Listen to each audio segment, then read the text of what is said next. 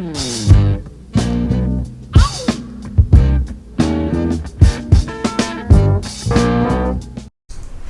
my friends, welcome back to another story in the life of the old-time rock and roller. Now today we are going back to March 6, 1974, when Slingshot, my band at the time, finally got into the studio. You're not going to want to miss this.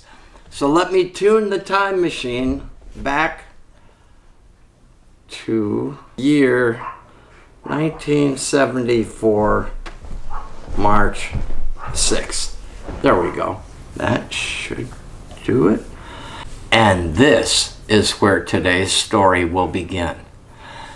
Now, with just a few weeks to go before the session, we really wanted to know how the band was sounding. And we had been recording in our home studio with a little 2-track Sony tape recorder. Well, my girlfriend at the time, Terry, had a girlfriend named Rosella who was living with Chuck Negron from Three Dog Night. They were out on the road and we were asked to house sit while Chuck was out of town. So that was great. Well, the first night I was there, I noticed he had a 4-track TEAC tape recorder there, and I thought, boy, this would sound much better for our demos. Why don't you just borrow it? So I got up, went out to the house, we rehearsed, taped it all, brought it back. Next night, the same thing. But I got a little lazy, and I thought, well, we're going to rehearse on Sunday too, and Chuck's not due back until Monday, so let me just leave it out there. Well, Chuck came home a day early, and his TEAC 4-track was nowhere to be found. He called Rosella and said, hey, who are those friends of yours that were house sitting? My TEAC is missing. So we quickly returned it and apologized, and he understood, so it was no big deal. He said, consider it payment for watching my place. So I was driving a little Triumph 1963 TR3. It was about 4 inches off the ground. It was green, it had no top, and I bought it from our drummer, Dave Atwood, the former drummer from America, horse with no name. So I was feeling really kind of dapper and about town driving around in my Triumph and playing at the clubs up on the Strip. We were booked into Cherokee Studio, which had a great reputation. Norman Marzano and Jimmy Calvert were our producers, and they had also arranged for a girl named Pepper Watkins, who was just off a Vegas run backing up Ray Charles. So she was a really good singer. We played 4 songs. Life's Road is a bumpy one, which Norman and Jimmy thought was a hit. They thought that was going to be our next hit. We did a funky number I wrote called Get Down, and Pepper sang back up on that. Get down now. Yeah. You make me feel so good, good, good. Yeah. You make me feel alright, alright, right, right. You make me feel okay, okay, yeah. Hey. Get down.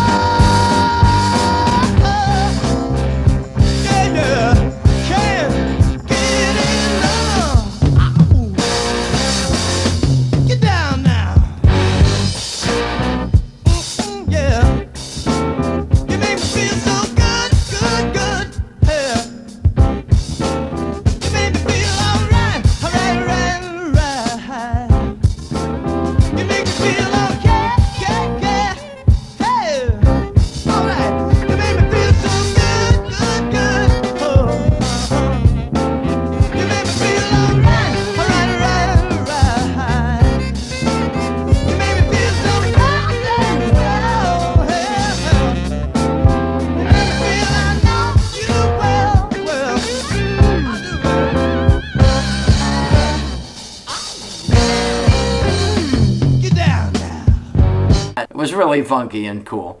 And then we recorded Cape Town Retreat and Dreams Reality. Now, Dreams Reality, Hold On to Your Dreams, is one that I would record with Steve Perry later the very following year. The session was going great. The songs were just popping right off. Life's Road, no sweat. Cape Town Retreat, it was beautiful. Get Down was really funky, and that came out great. When we got to Dreams Reality, David Atwood just couldn't get the right beat.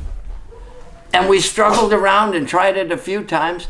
He couldn't get the right feel. So we had to stop the session.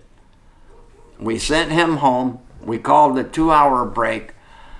And I went down to Studio Instrument Rentals on, I think it was on Melrose or Santa Monica Boulevard. It was a big rehearsal stage. It had major concert stages, little room stages, medium-sized room stages. And I saw a guy who was working as a carpenter, building sound stages. And I went up to him and I said, "Hey man, we're looking for a drummer. We're kind of in a pinch. We were in the middle of a session and the drummer just wasn't able to cut the beat. Do you know anyone?" And he said, "Yeah, I'm available." And I said, "Well, who are you?" And he said, "I'm Ron Bushy from the Iron Butterfly." I said, "Ron Bushy? No kidding, holy smokes." And then I looked over and I saw these gigantic travel cases that said Ron Bushy, Iron Butterfly, that for his drums. We got to talking and I said, what's the most money you ever made with the Butterfly? And he said, "The best gig we ever did was a half-an-hour set in Honolulu. We played one song, In-A-Gadda-Da-Vida, and we got paid $85,000. It was unbelievable." I said, "Well, how much will you charge me for the session?" And he said, "I'll record for $15 a song." "You're hired." I said, "Let's go. Can you drop what you're doing now?" He was working for $2.50 an hour, or $1.75, built, banging nails. He said, "Sure I can." So I showed up back at the studio. I said, "Hey fellas, look who I've got. Ron Bushy from the Iron Butterfly." Norman and Jimmy were skeptical at first. They said, "Listen, we're not recording In-A-Gadda-Da-Vida here." I said, "You guys just put the headphones on and start the machine." Actually, we let them hear what we had and the part that Dave had played, and he got it the first take. I mean, for goodness sakes, the guy was incredible. I spent a couple other times hanging out with Ron after the session. I went out to his house a couple of times, and one time I asked him, "Ron, what happened? How did you lose all of your money?" And he said, "Bad investments in real estate, drugs, and taxes." He said, "It was a hard lesson to learn. You're on top one minute, you're on bottom the next." And I looked over at his big, gigantic Anvil traveling cases, and it said Ron Bushy, Iron Butterfly. I might have been a little high at the time because it looked like it said Iron Bushy Fly. It was kind of funny. But Ron was a great guy and a super drummer, and he really helped us out in a pinch on that session on Dreams Reality. Thanks, Ron.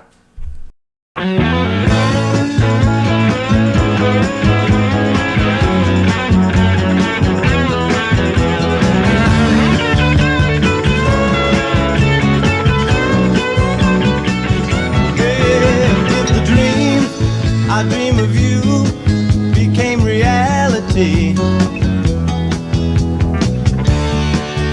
Oh, lucky me. Hey, if the thoughts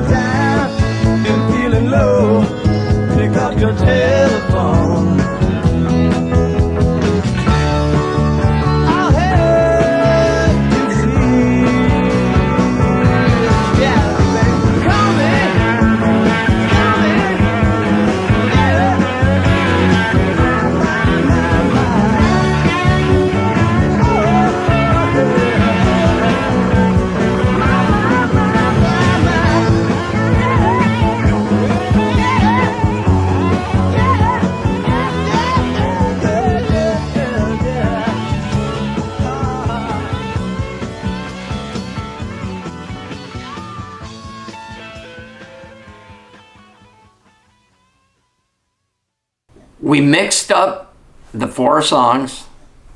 I mean, we went late into the night, and they were sounding great. We had a cassette made, and Steve and I were driving over Mulholland Drive back to the San Fernando Valley. And out of the blue, we thought we were dreaming.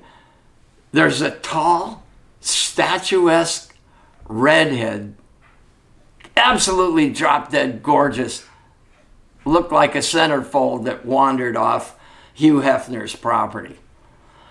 And she's hitchhiking. So we gave her a ride back to the house. We said, "Where are you going?" She said, "I don't know. I just got kicked out of where I was living." And I said, "Well, what do you think, Steve?" He said, "You can stay with us." So we went back to the house, poured a drink, maybe smoked a doobie, went into Steve's bedroom and put the tape on. Within 30 seconds of the opening, Steve and this girl were naked going at it. And by the 3rd song, he was done and I was going at it. And when the tape finished, this Beatles line popped into our head, John Lennon. We said, "Well, did we pass the audition?" So Liba was a permanent member of the household for a while, actually. And then a few weeks later, she met this girl named Barbara Daugherty, and Barbara moved in, and Barbara knew Monica. Monica was Nigerian and just a beautiful African princess, if you will. A short time after Monica moved in, she became friends, or already was friends, with Bonnie Bramlett. And she told me that Bonnie was playing at the Palomino Club in the Valley. Now, the Palomino Club, that's where Linda Ronstadt was discovered. She and the Stone Ponies played out there all the time. I knew Bonnie from Delaney and Bonnie and Friends with Eric Clapton from the Boston Tea Party in 1971. And that song, After Midnight, really got everyone going. So Monica had told Bonnie about me. And Bonnie said, "Well, bring them by to rehearsal." So I went to the rehearsal, played. She went through the set and she said, "Okay, you're hired." So we rehearsed a couple of more times. And then opening night out at the Palomino, it was spectacular. And I was wearing a red velvet suit with a sort of a black fluorescent shirt. I believe I had a mustache, and Bonnie looked over at me and she said, "You know, you remind me of someone." And I knew she was thinking of Eric Clapton. I didn't dare say a word. I said, "Oh, is that right? I hope it's a good association." And she said, "Oh yes, very good." So we were doing the show, and there's this old standard called "Since I Met You, Baby." And in the middle of it, she sang, "Since I met you, Howie MacDonald, my whole life has changed." I could have withered into the floor at that point. I mean, like a chocolate bar in the sun. It was so flattering and complimentary. Well, the night went off without a hitch, and Bonnie and I stayed in touch, but she was getting ready to do some work with the Allman Brothers. And a few years later, I got a postcard from her, but I had just moved from where I was at, so the postcard had to be forwarded. She said, "I'm down in Macon with the Allman Brothers in a cabin out in the woods. Here's the address. Come on down and we'll jam." When I got there, they had moved out the day before. Timing is everything, right? But I got to play with Bonnie Bramlett. I got to play with Ron Bushy. And the interesting thing, when I first went to college in 1968, I was in a guy's house in a circle with a bunch of hippies with a hookah, passing weed around. The black lights were up, and the Steve Miller Band, Children of the Future, the Byrds, and the Miller Band were sort of flying around. And then In-A-Gadda-Da-Vida came on, and everybody just went wild over it. So to think 5 years later, I would be there with Ron Bushy playing on my record. Okay. It was an incredible experience, as I often say. So we settled back. Everyone was out at the pool at Steve's house, and we were dreaming of our record deal and fantasizing what we were going to spend our money on. And the producers, in the meantime, on the strength of the 4 songs, booked us into the Whiskey A Go-Go. And that was the place that we had been waiting to get into. There was going to be a lot of record executives there, and it was a great opportunity to score a record deal. While I was living at Steve's house, Rob Roberti, who was from Long Island, knew some other Long Island musicians who had moved to LA. Now, one of them was a gal named Leah Santos, and she was an incredible singer. In fact, she used to sing disco out at a place called the Hialeah Club in the Valley, and Ambrosia was her backup band. But when they played out there, they called themselves the Amboy Dukes, because the record company wouldn't let them use the Ambrosia name.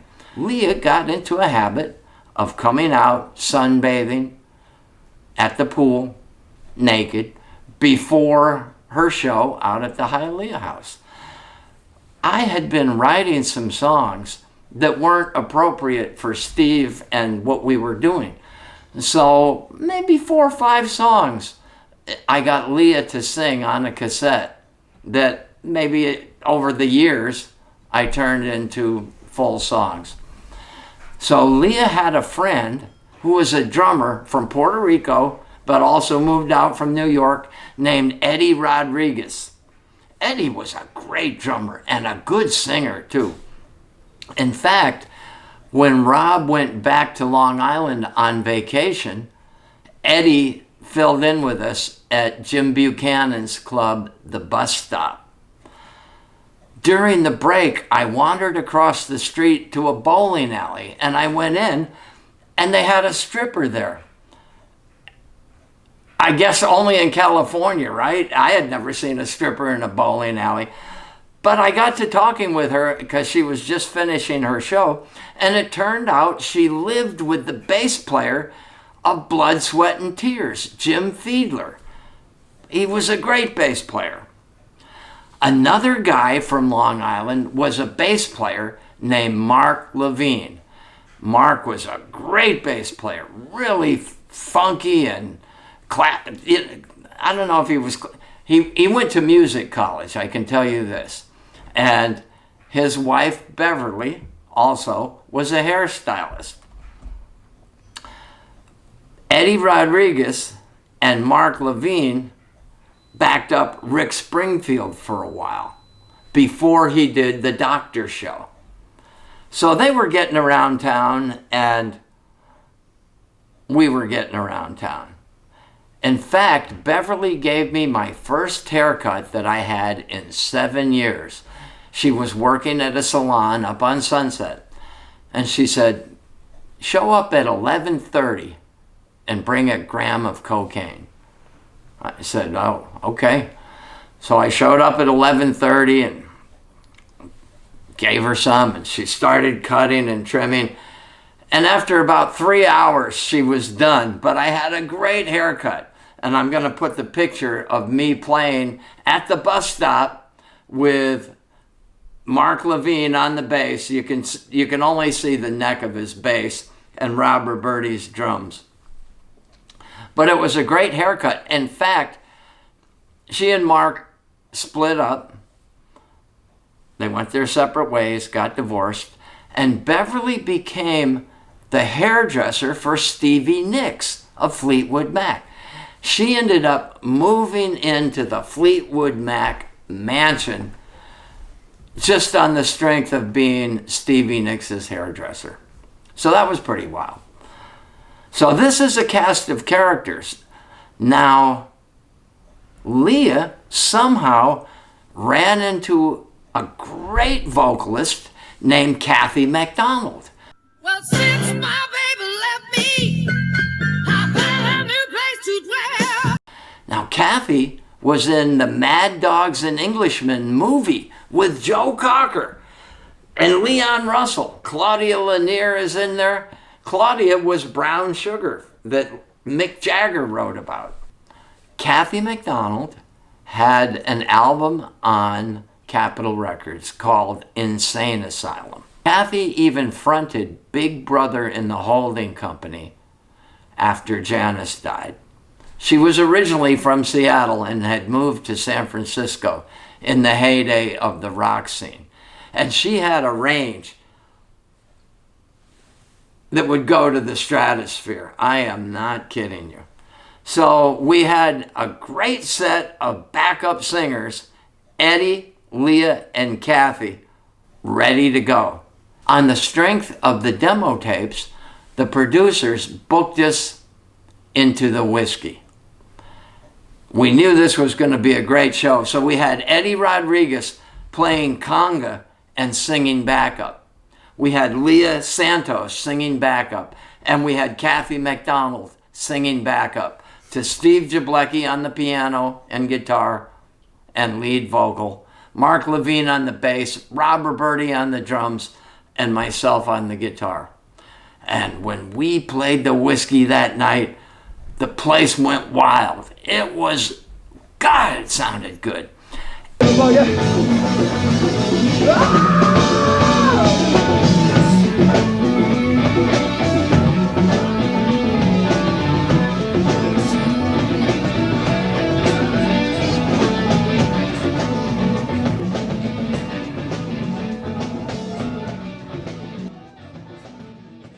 And we got an offer for a record deal. The producers were really happy. They rushed over and they told us at the end of the night, they said, hey man, this was it.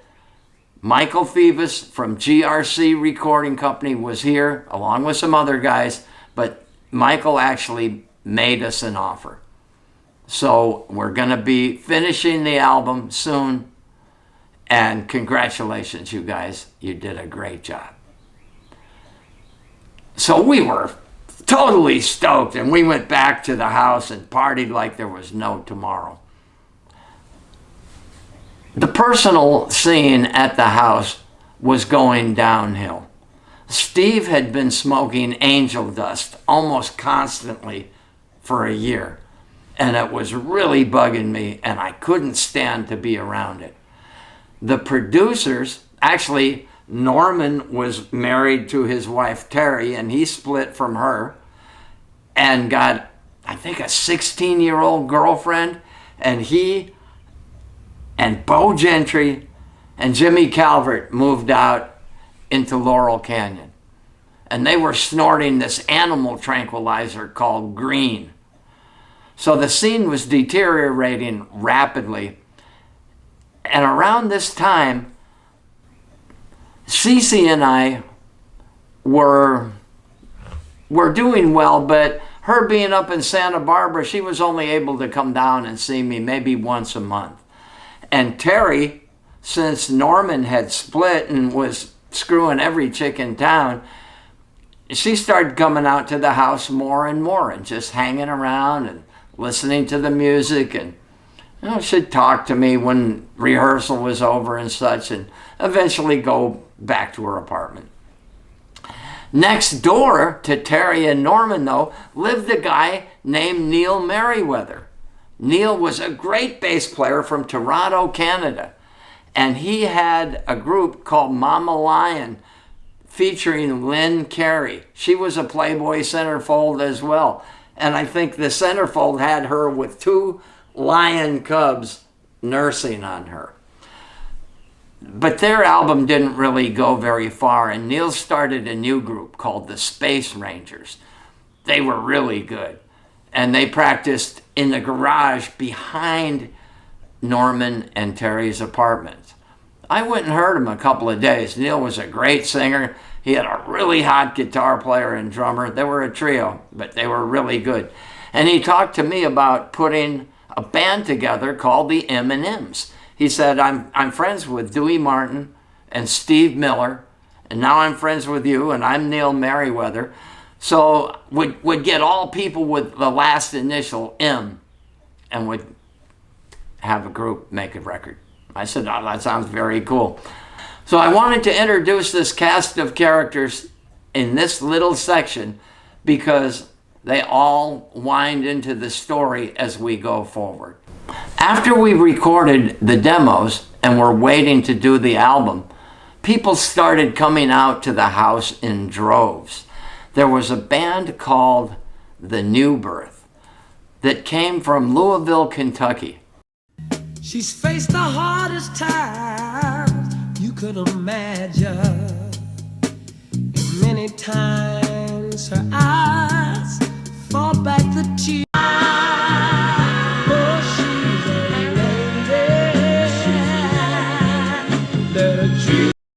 The group was formed in 1963 and known as the Nightlighters.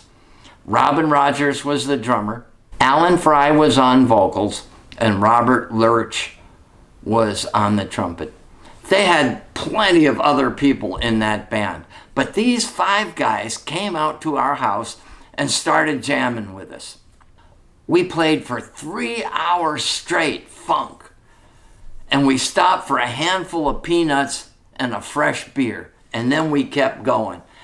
More funk, more grooves, more rhythm and blues, more funky stuff, more peanuts, more beer. We played 13 hours. We were slap worn out, but it was the beginning of a beautiful friendship. Along with this, somehow word got out. They were actually the Nightlighters' first guitar player was Johnny Graham from Earth, Wind and Fire.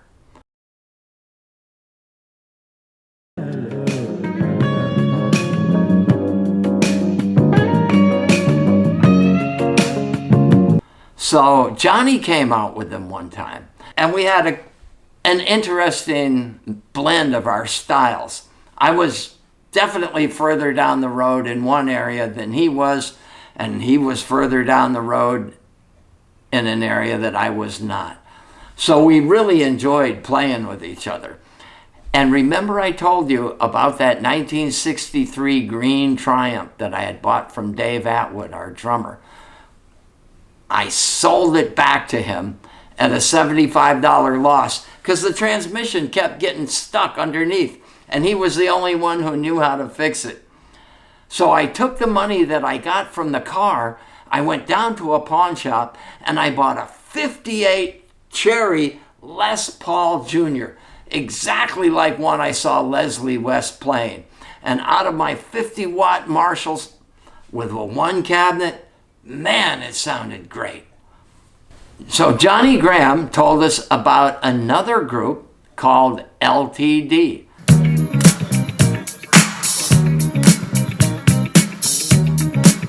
Love, Tenderness, and Devotion, that had been around for a long time.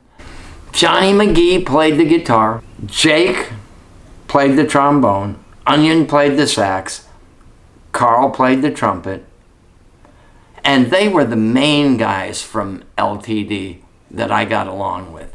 Now, Jeffrey Osborne was from Providence, Rhode Island. He was 2 years older than me. When LTD was playing in Rhode Island, they hooked up with Jeffrey and he joined the band.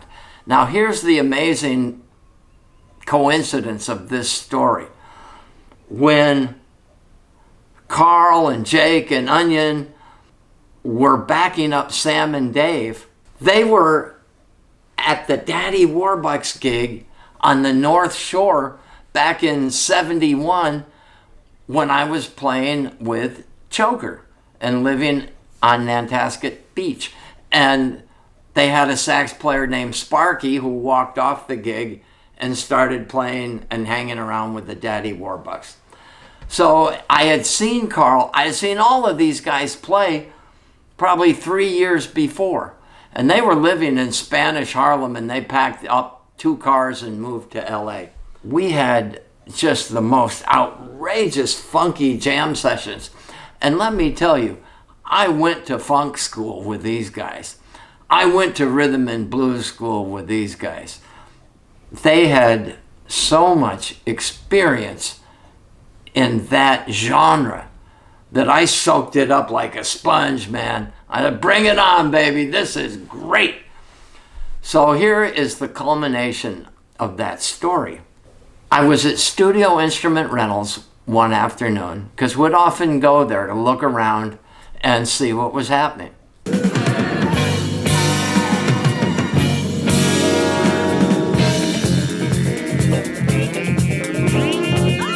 And I ran into Johnny Graham. He said, hey, do you know Bobby Watson from Rufus and Andre Fisher, the drummer? I said, no, I never met them. He said, well, come on into this room. We're just about to have a jam session. I see you got your axe with you. Come on in, let's the 4 of us jam. So we walked in and I met Bobby and Andre. And then just before we got started, another guy named B. Lloyd Taylor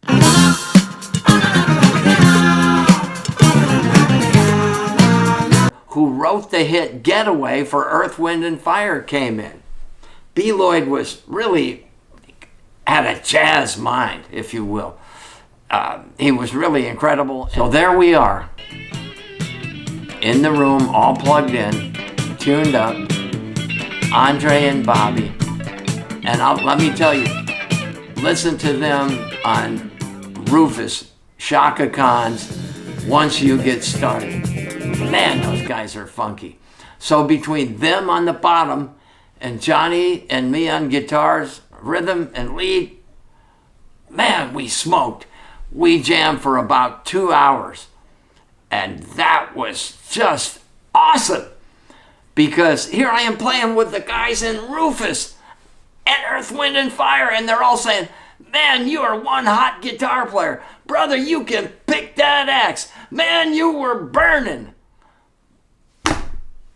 Needless to say, I was on cloud 29. It really made my day. And that rounds out the R&B funk experience for the year. It was just a tremendous musical opportunity. Whenever you can play with guys on that level that are happy with you when you finish, man, you know you were on the right path. So let me just say this. Thanks for hanging out with the old-time rock and roller. Keep love in your heart, a song in your head. Always keep moving forward. Don't look back. Go forward. I'll see you on the next adventure. Take care.